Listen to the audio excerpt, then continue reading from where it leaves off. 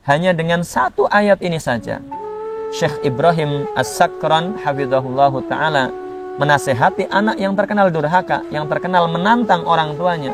Seketika langsung anak ini berubah.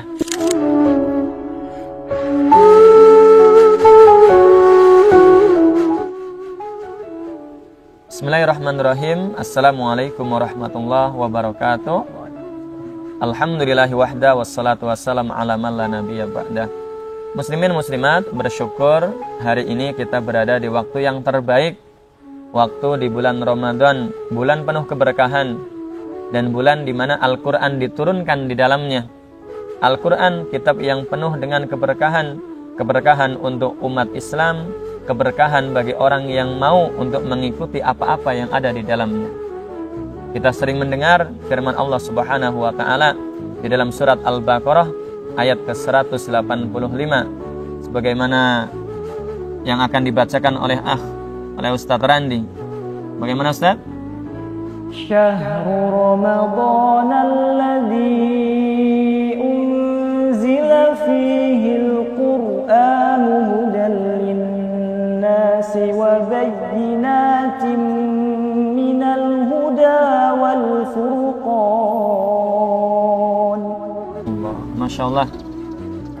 Sebagaimana kita dengar bersama, bulan Ramadan adalah bulan di dalamnya diturunkan Al-Quran. Fungsinya apa? Fungsinya sebagai petunjuk untuk manusia. Fungsi lainnya sebagai penjelas kepada jalan petunjuk, kepada jalan hidayah. Dan turunnya Al-Quran juga sebagai pembeda antara yang baik dengan yang batil, antara yang benar dengan yang salah.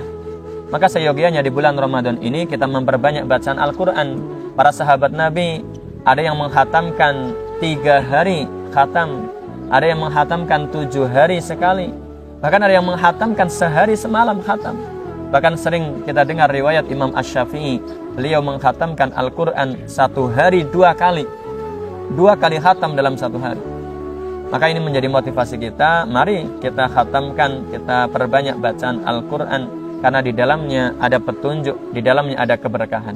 Namun, jangan sampai interaksi kita dengan Al-Quran hanya sebatas membaca. Al-Quran turun memang untuk dibaca, namun Al-Quran turun bukan hanya sekedar bacaan semata. Selain membaca, tentu kita mentadaburi, mengambil pelajaran-pelajaran yang ada di dalamnya. Kenapa? Karena Al-Quran adalah sebaik-baik nasihat untuk diri kita. Al-Quran sebaik-baik nasihat untuk orang-orang yang ada di sekitar kita. Nasihat terbaik, karena nasihat ini berasal dari Tuhan kita, dari Rabb pencipta kita. Sebagaimana seandainya ada seorang anak dinasihati oleh kedua orang tuanya, lebih besar kemungkinan ia menerima nasihat tersebut. Ada seorang karyawan yang ia dinasihati oleh bosnya, oleh manajernya, maka nasihat dari atasannya itu lebih bisa untuk diterima oleh karyawan tersebut. Kenapa? Karena pasti orang tersebut akan merasakan ada kasih sayang dari orang tuanya, ada kasih sayang dari atasannya sewaktu memberikan nasihat. Apalagi Al-Quran. Al-Quran turun bukan dari atasan kita, bukan dari orang tua kita. Al-Quran turun dari langit, dari Allah Subhanahu wa ta'ala, Rabb kita, yang tentu kasih sayangnya melebihi kasih sayang orang tua kepada anaknya, melebihi perhatian dari bos kepada karyawannya. Sebagaimana disebutkan di dalam Al-Quran surat Yunus ayat ke-57. Bagaimana Ustaz? Ya ayyuhan nasu qad ja'atkum maw'izatun min rabbikum wa shifaa'un lima fis sudur wa shifaa'un lima fis suduri wa hudan wa rahmatun lil mu'minin. Masya Allah, baru saja kita dengar Allah sebutkan di Al-Quran, ya ayyuhan nas, wahai sekalian manusia, qad ja'atkum maw'idatum mir rabbikum, telah datang kepada kalian nasihat dari Tuhan kalian, pencipta kalian, wa shifa'ul lima fis sudur, sebagai obat untuk penyakit-penyakit yang ada di dalam dada-dada kita, penyakit-penyakit hati kita. wa hudaw wa rahmah lil mu'minin. Selain itu fungsi Quran sebagai petunjuk, sebagai rahmat untuk kaum beriman. Maka benar sekali nasihat Quran adalah nasihat terbaik. Nasihat Quran nasihat yang paling bisa mengenai hati manusia, paling bisa merubah keadaan seseorang. Ada dua kisah yang ini bisa menjadi inspirasi kita. Meskipun kisah-kisah sangat banyak, kisah bagaimana Al-Quran bisa mengubah kehidupan seseorang. Contoh, misalkan ada salah seorang ulama yang sering kita dengar namanya, yaitu Fudail bin Iyad. Beliau yang kita kenal sebagai ulama, dahulunya beliau adalah perampok. Beliau dahulunya adalah orang-orang yang sering membuat keonaran, sering bermaksiat, sering melanggar aturan-aturan Allah Subhanahu wa ta'ala. Namun hanya dengan satu ayat, kehidupan beliau berbalik 180 derajat. Kisahnya masyhur, tidak kami jelaskan, tidak kami paparkan di kesempatan yang terbatas ini. Namun kami ingin membawakan kisah yang belum lama terjadi di zaman kita ini. Kalau kita mengacu kepada zaman-zaman terdahulu, barangkali banyak yang berargumen, itu kan dulu Ustaz, sekarang beda. Tidak, sekarang pun sama. Al-Quran masih relevan di zaman kita. Al-Quran masih bisa merubah keadaan seseorang dari yang buruk menjadi baik, dari yang baik semakin menjadi baik. Kisah yang pertama di zaman kita ini diceritakan oleh Syekh Ibrahim As-Sakran hafidhahullahu ta'ala. Pernah suatu ketika beliau mendapati ada seorang anak yang berseteru, berselisih dengan orang tuanya. Anak ini memang tergolong bandel, anak yang kurang menghormati orang tuanya, anak yang kurang berbakti kepada orang tuanya. Orang-orang sudah menasehati anak ini, semua orang menasehati agar dia berbaik-baik kepada kedua orang tuanya. Namun nasihat dari semua orang mental, tidak ada yang berfungsi, tidak ada yang bisa mengubah anak ini.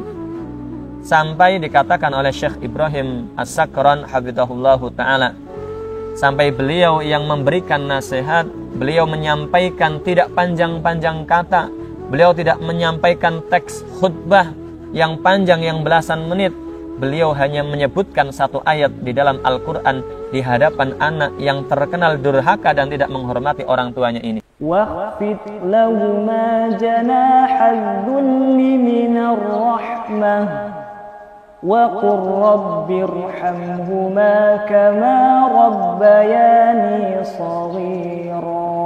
Masya Allah, ayat yang barusan kita dengar, wakhfid lahuma janahadz dzulli minar rahmah wa qur rabbirhamhuma kama rabbayani shaghira. Di ayat ini Allah memberikan nasihat untuk kita, seorang anak yang memiliki kedua orang tua, rendahkanlah dirimu di hadapan kedua orang tuamu dengan penuh kesayangan dan ucapkan wa qur rabbirhamhuma kama rabbayani shaghira. Wahai Rabbku, kasihanilah kedua orang tuaku sebagaimana mereka berdua telah mendidikku sewaktu kecil.